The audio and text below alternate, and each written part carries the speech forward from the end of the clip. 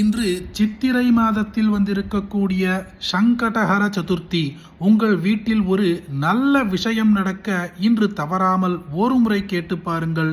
கைமேல் பலன் நிச்சயம் கிடைக்கும். ஓம் ஏகதந்தம் மகாகாயம் தப்தகாஞ்சன சந்நிபம் லம்போதரம் விசாலாட்சம் வந்தேஹம் கணநாயகம் மௌஞ்சி கிருஷ்ணாஜி நதரம் நாகயஜ்ஞோபவீதினம் बालेन्दु सुखलामौलिं वन्देऽहं गणनायकम् अम्बिका हृदयानन्दं मातृभिः परिवेष्टितं भक्तप्रियं मदोन्मत्तं वन्देऽहं गणनायकम् चित्ररत्नविचित्राङ्गं चित्रमालाविभूषितं चित्ररूपधरं देवं वन्देऽहं गणनायकम् गजवक्त्रं सुरश्रेष्ठं कर्मचामरभूषितं पाशाङ्कुशधरं देवं वन्देऽहं गणनायकं मूषगोत्तममारुह्य देवासुरमहाहवे योद्धुकामं महावीर्यं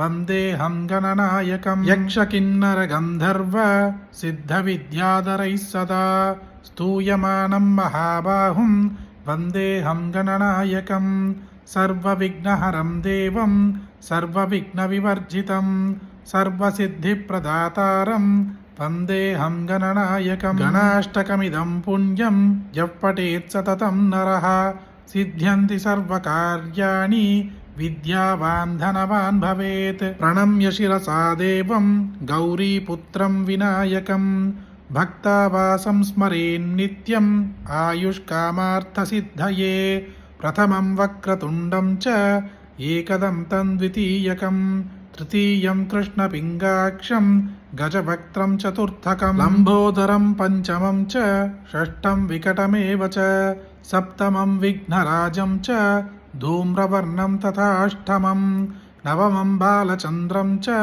दशमं तु विनायकम् एकादशं गणपतिं द्वादशं तु गजाननं द्वादशैतानि नामानि त्रिसन्ध्यं यः पठेन्नरः न च विघ्नभयं तस्य सर्वसिद्धिकरं परं विद्यार्थी लभते विद्यां धनार्थी लभते धनं पुत्रार्थी लभते पुत्रान् मोक्षार्थी लभते गतिं जपेत् गणपतिस्तोत्रं षड्भिर्मासैः फलं लभेत् संवत्सरेण सिद्धिं च लभते नात्र संशयः अष्टभ्यो ब्राह्मणेभ्यश्च लिखित्वा यः समर्पयेत् तस्य विद्या भवेत् सर्वा கணேசஸ்ய பிரசாததः.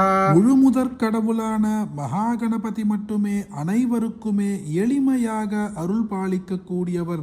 தெருக்களில் சென்றால் சிறிய சிறிய கோவில்களில் தொடங்கி மரத்தடியில் கூட அனைவருக்குமே தரிசனம் அளிக்கக்கூடிய மிகவும் கருணை உள்ளம் வாய்ந்தவர்தான் மகாகணபதி. அப்படிப்பட்ட மகாகணபதிக்கு சங்கடஹர சதுர்த்தி என்று இந்த பதிவில் பார்த்த எளிமையான ஸ்தோத்திரத்தை சொன்னாலோ அல்லது காதால் கேட்டால் கூட வீட்டில் ஒரு நல்ல விஷயம் உடனே நடக்கும். கேட்டவர்களுக்கு கைமேல் பலன் நிச்சயம் கிடைக்கும். அப்படிப்பட்ட அருமையான இந்த பதிவை உங்களுக்கு தெரிஞ்ச எல்லாருக்கும் கட்டாயம் பகிருங்க. இந்த வீடியோவை லைக் பண்ணுங்க. நாளைக்கு மற்றொரு பதிவில் சந்திப்போம். ஹரி ஓம் மகாபிரிவா போற்றி.